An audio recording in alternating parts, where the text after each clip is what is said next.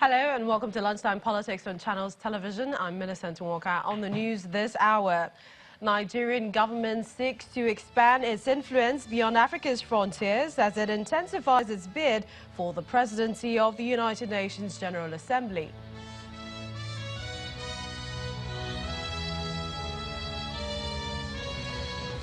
President Muhammadu Buhari keeps sealed lips on his cabinet list for the next dispensation as Nigerians demand best hands for the task ahead.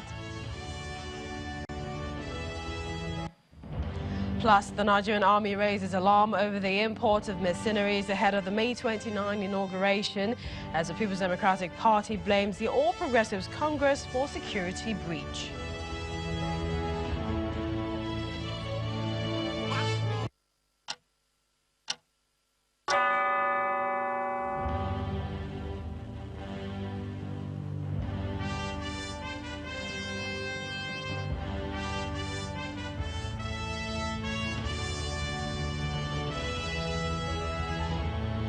Welcome everyone to the program. Now today, one of the president's first official functions upon his return to Nigeria from the United Kingdom, his private visit there, is hosting the president of the 73rd session of the United Nations General Assembly, Mrs. Maria Fernanda Espinosa Garces, who will be visiting Nigeria today at about 2 p.m. being the estimated time of arrival. She will be meeting with President Muhammadu Buhari at the Presidential Villa and also attend a seminar at the University of Abuja, where she would present a paper titled Responding to Global Challenges in a Fast-Changing World, the Case for Strengthening Multilateralism. As part of her itinerary, Mrs. Garces will also hold discussions with the Minister of Foreign Affairs, Mr. Geoffrey Onyema, on Tuesday over Nigeria's transition to the 74th presidency of the General Assembly, upcoming high-level meetings strengthening multilateralism to respond to global challenges, Nigeria's role in regional peace and security, and the country's regional initiatives to achieving the Sustainable Development Goals. She's also expected to attend an interactive session with women at the Federal Ministry of Women Affairs and Social Development. Mrs. Garces leaves Abuja on May the 8th, that's on Wednesday.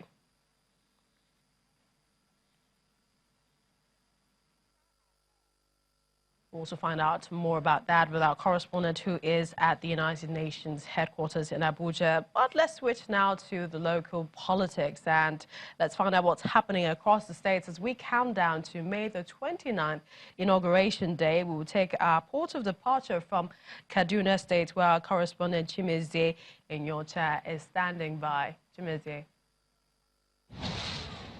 I can tell you that the Kaduna State Governor Nasir El-Rufai has inaugurated a transition committee ahead of the May 29 swearing-in ceremony of a new administration in the state. The committee, which has members from both the private and public sector, has been sitting and have been assessing the performance of the outgoing administration in the last 4 years to enable it put up a workable plan for another 4 years. What this period means, therefore, is to ensure a smooth, successful, and seamless transition into a new phase of governance. The committee has been collecting, assessing handover notes from ministries, departments, and agencies of government, and any other function that may be assigned by the governor. It might interest you to know that all the political appointees that were appointed between 2015 to date have resigned from their positions. This is in compliance with the directive of the state governor, who asked all appointees, including commissioners and special advisors, to resign on or before April 30th. This, according to him, is to enable him to assemble a new team that will help him drive the state's economy for another 4 years. Well, our next destination is River State. Let's find out. Our correspondent there, Emmanuel Ere, telling us from Port Harcourt about the May 29 inauguration trends. Emmanuel. Now that the elections are over, the atmosphere is a mix of relief, relative peace, and expectations, as many across party lines continue to call for the progress and development of the state, showing the willingness to work together to achieve that in what comes across to many observers as an unprecedented scenario in Rivers State. The sitting governor, who is also the returning governor, has since set up an intra-party committee to midwife the transition to the next 4 years, in keeping with his earlier promise to run an all-inclusive system of governance. And many will be keeping their eyes on that going forward. The civil servants also have their pages marked as they look forward to the implementation of the new minimum wage coming side by side with the state's interest-free loans to help them achieve their financial goals. As consultations continue with traditional rulers, interest groups, political groups across the state to help achieve that sense of unity and progress that all seem to be calling for. Back to you. Emmanuel, now let's take you to Imo State. Our correspondent there, Itope Kuti, is on ground to give us a live feed ahead of the transition. A few days ago, a joint transition and inauguration committee of the Imo State government, comprising of 21 members of the outgoing government and 31 members appointed by the governor-elect to interface with the outgoing government, making a total of 52 transition and inauguration committee, met for the first time here at the government house in Owerri, the Imo State capital. At the meeting, the members of the committee promised to work harmoniously to ensure a smooth transition come May 29th. During the meeting, the members also agreed to set up a 10-man committee that will design a roadmap for events leading to the inauguration day on May 29. The chairman of the 21 committee members of the outgoing government is the secretary to the government of Imo State, Mr. Mark Uchendu, while the chairman of the 31-member committee set up by the governor-elect to interface with the government is Mr. Ernest Abi. On the issue of the 30,000 naira minimum wage, during the May 1st Workers' Day celebration at the Hero Square, while addressing journalists, the chairman of the Nigerian Labour Congress in Imo State, Mr. Austin Chilaku, says he's confident that the Imo State government will comply to the directives of the federal government and commence the payment of 30,000 naira minimum wage to workers in the state, even though they are in talks with the government to know exactly when the payment will begin. For the outgoing government, they said they are in talks with the incoming government to know when these issues will be resolved. Itope Kuti there in Imo State. Well, let's also take you to Benue. Our correspondent is live for us there, Pius Angbo, on preparations ahead of May 29. Yeah, welcome to Makurdi, the Benue State capital. I'm here at the government house where Governor Samuel Otom is inaugurating a 43-man transition committee chaired by former Senate President Iochia Ayu, and you also have former Nigerian ambassador to Canada, Professor Yowesi Haye, as members and few others. This committee is going to be profiling to the governor issues pertaining the blueprint of the governor, our collective vision for the Benue State government, which look at various issues with regards to how to improve standard of living, improve and increase productivity, and create jobs for the teeming youth in the state.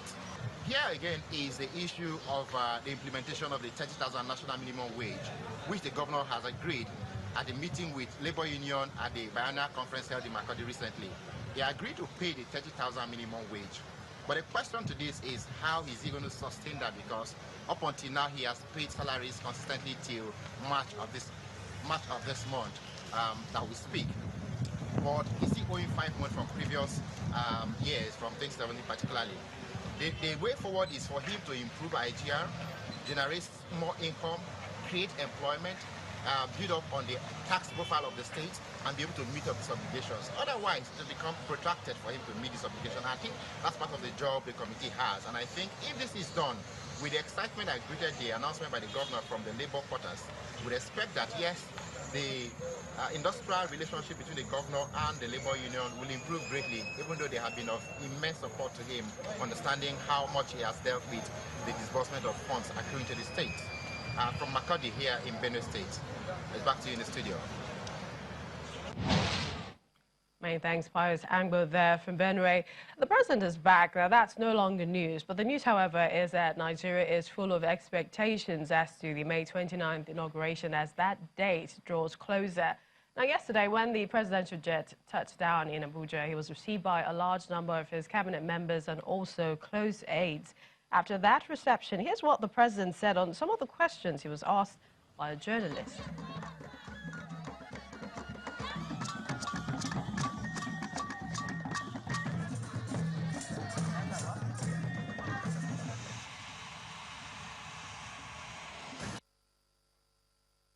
I didn't discuss it with anybody, so I don't know how they knew about it. I didn't discuss it with anybody. What kind of people are we likely to see in your cabinet next level, sir? I wouldn't tell you. Are we likely to see an expanded cabinet, sir? I wouldn't tell you. Are we likely to see a different approach in the fight against insecurity, especially kidnapping, which is a big issue now, sir? No, I have just seen the IG. I think he is still losing weight, so I think he is working very hard. Nigeria's President Muhammadu Buhari. So let's take a closer look at the cabinet formation. And joining us from Abuja studios is Professor Jideofor Adibe, a political scientist as well as analyst. We'd like to thank you for joining us today on the program. Now, the president seems to be keeping the cabinet list close to his chest when he says that he won't tell after his return from the United Kingdom. What kind of cabinet should Nigerians be expecting after May 29? Well, thank you very much. I think the first thing we are going to look at is whether the president has changed his mindset. We'll be trying to look at those who will be in his kitchen cabinet. Then substantial number of the people who advised him, who are very close aides in his first tenure, then not much is likely to change. But if we see a radical departure from the character and ideological and philosophical limits of his inner cabinet, then some kind of expectation for a radical departure. The kind of pronouncements he makes on tonight, and we expect, for example, that he can on that tonight, unlike what happened during the first week, we expect major policy pronouncements that will, non-controversial policy pronouncements that will drive debates. We are expecting to make pronouncements that will be geared towards healing the wounds of post-election Nigeria. Elections everywhere are like wars without weapons. And usually there are nerves that are frayed, which deserve to be healed after the elections. So we can see whether he's going to take sides with some of his members who are in a very triumphalist mode. Give you an example, when shortly after the president announced that he was going to have an all-inclusive government, of course we don't exactly know what he meant by that. A few days later, the chairman of the APC, Oshomole, went and declared, we were not going to share any position in the National Assembly with anyone, because if Nigerians wanted other parties to be part of it, they would have voted for them. At the same time, he went when people were, calling for caution in the kind of language people use. He went ahead to ridicule the presidential candidate of the PDP. So we will look also at the caliber of people who are very close to the president on the day of inauguration. If they turn out to be cantankerous individuals, polarizing individuals, individuals that created image problems for the government, so, Professor Adibe, then he is also going to have problems. So, Professor Adibe, for you, and briefly, because we just have a few seconds now, you would say competence should not be sacrificed on the altar of loyalty or political party patronage.